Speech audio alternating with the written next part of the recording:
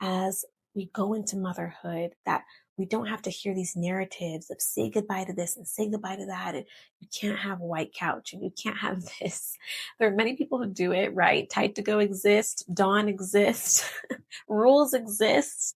And you can still have a great time without this impending doom of everything being taken away from you as a woman.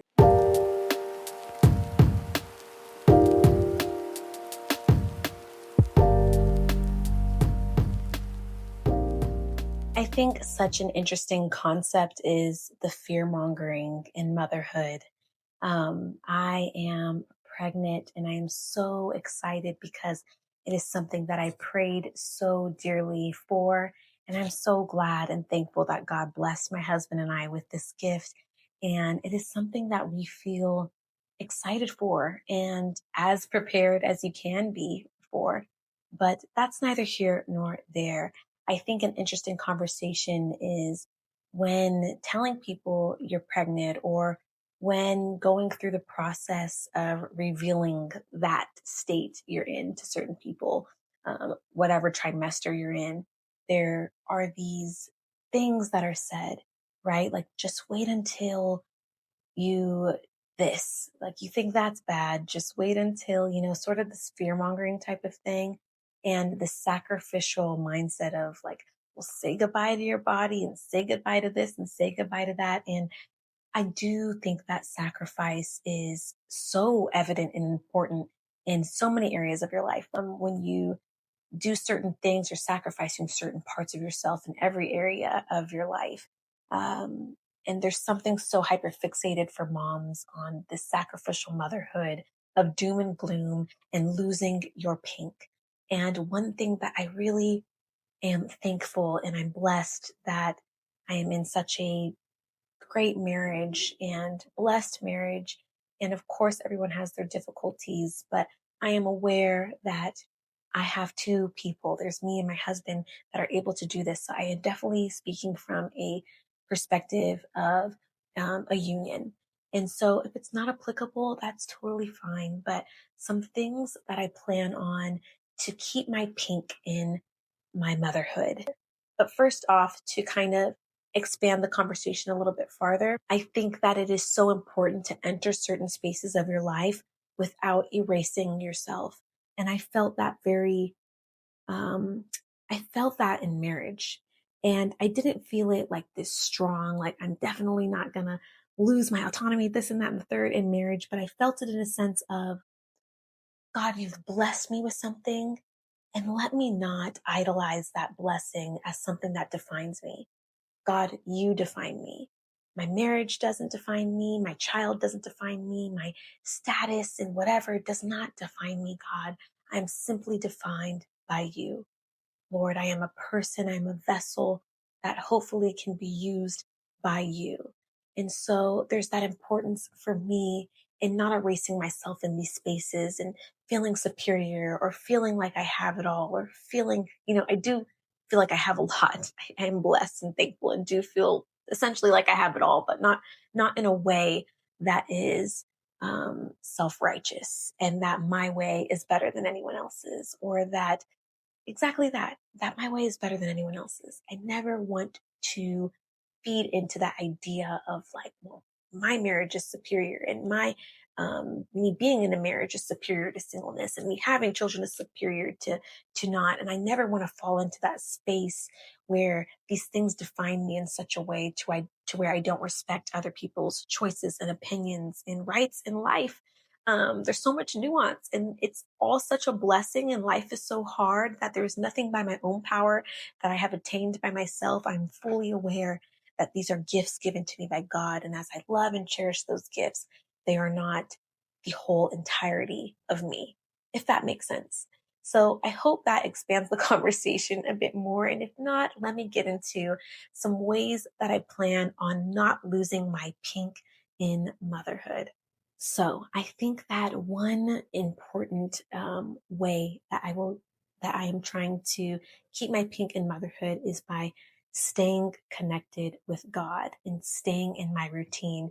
And I will get to some more um, different ways, but this way I feel is important to state first is that as I seek God every morning, I don't want to lose that. Right now, I tell God, I seek you like bread, like breakfast every morning.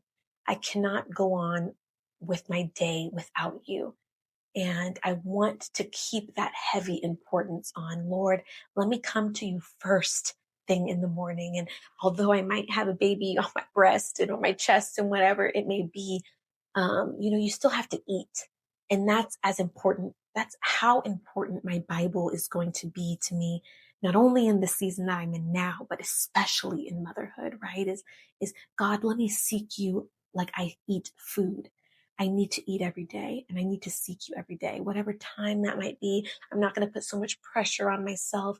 Now I have this morning ritual, and if baby comes and things, are going to be a little different. So I'm not going to put the pressure on myself to have it done this specific way, but it needs to be done every day. And there's going to be that heavy importance on seeking God first.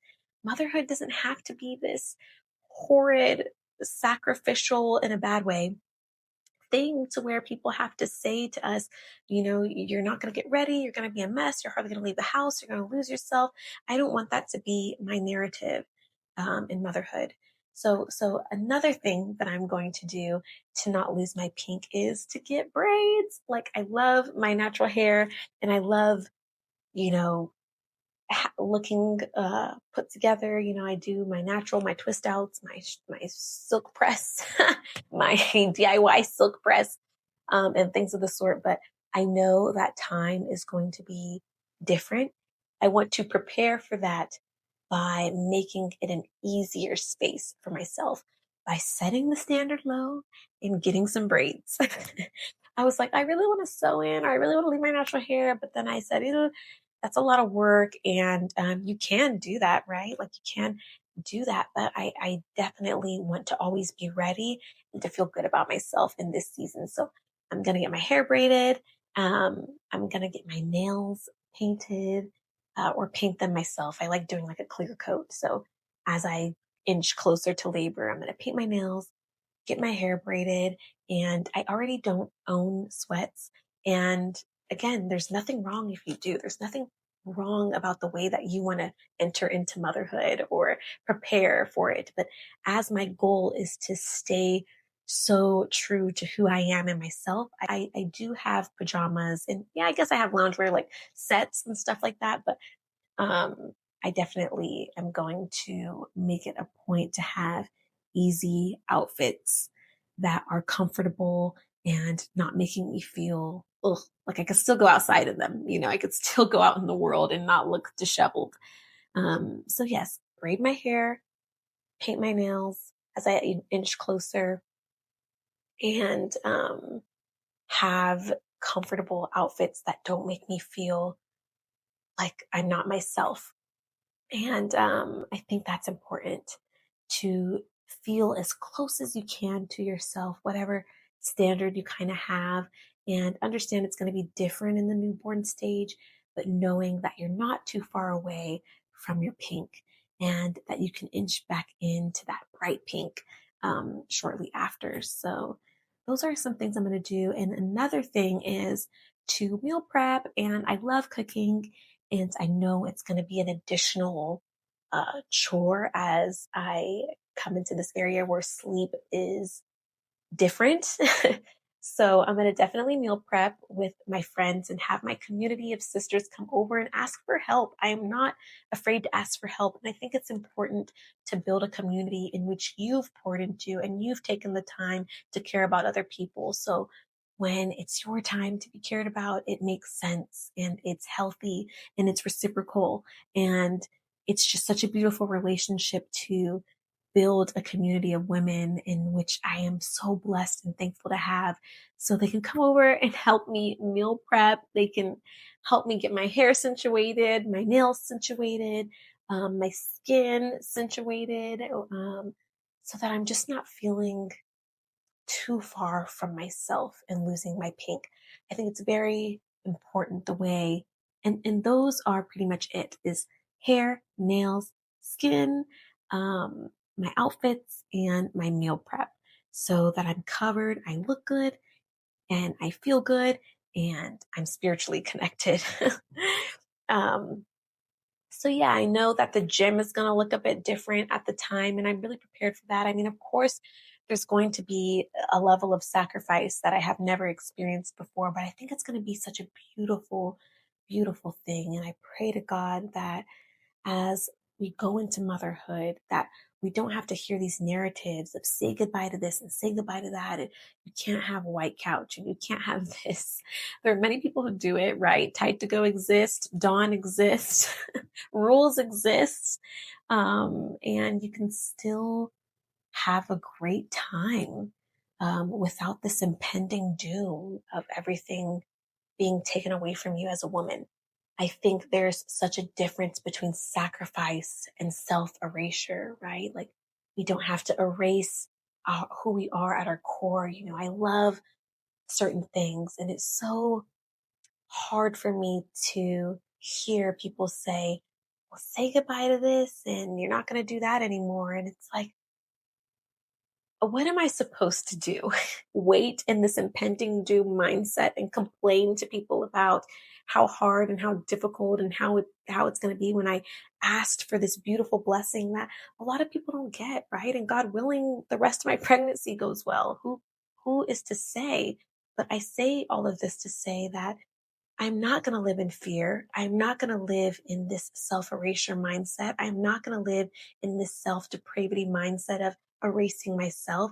I will be fruitful. I will be present. I will be the closest version to me that I can be. And I will keep my pink. And you can too, mamas. Prepare.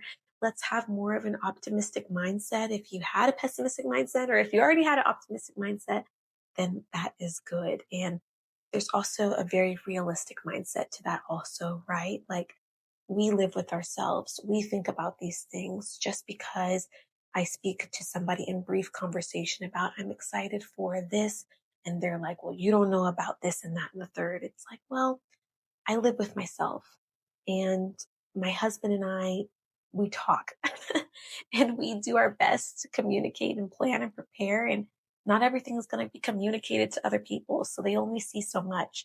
So I guess it's a part on ourselves too, is when we hear the fear mongering and we feel this sense of impending doom of losing our pink. It's like we have to remind ourselves that people only know so much.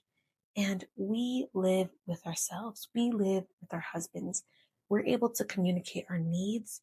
We're able to communicate our fears.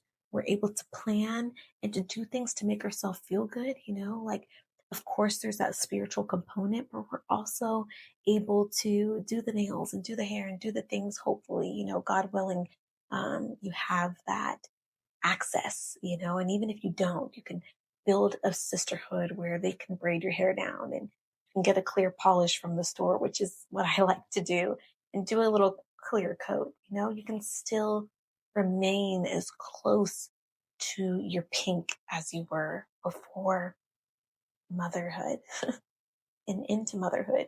I have permission to still care about my appearance, my personal time, my boundaries. I have permission to do that. I don't have to fall into this trap that there's never going to be a moment of myself ever again, right? It's going to be such a brief moment of them being infants and of them being tiny. And I want to enjoy that without people telling me to wait until the bad parts or to say goodbye to the good parts. So hopefully this resonated with somebody, but these are ways that I want to keep my pink in motherhood. And comment down below if you feel the same way. If you feel like a lot of conversations that you have with strangers or relatives or whatever. And I want to shout out my mom, because when I asked my mom, like, Mom, what's going to happen to my skin and to this and to that? She's like, you'll be fine. Everyone is different. It's so worth it. You're going to be fine. My mom is so reassuring, and she has such a positive language around childbearing and childbirth. that is not instilling this doom inside of me. And of course, there's some jokes. Like I'm not completely sensitive, right? Like I could take a couple of jokes of, this happened or that, but she has such a healthy narrative. When I express my excitement, she's right on board. When I express my fears, she is right on board and she validates those without taking me deeper into a place that is not productive. So you see my husband come and check on me. But all that to say is, again, just reiterating, comment down below on ways you're going to keep your pink in motherhood. And shout out to the people who have positive language and are happy for those who are pregnant, and encourage them and validate them and their concerns without feeling like those concerns are valid, and just wait until these concerns exist, or you know all of the things I've already stated. But anyway, enjoy your day, enjoy your life. And not everything has to be a self erasure. Sacrifice is a beautiful, beautiful thing. Um, and there's so much good that comes from it. So, and if you want a deeper conversation about all of this and a more specific topic about all of this, then let me know. And I will see you next time.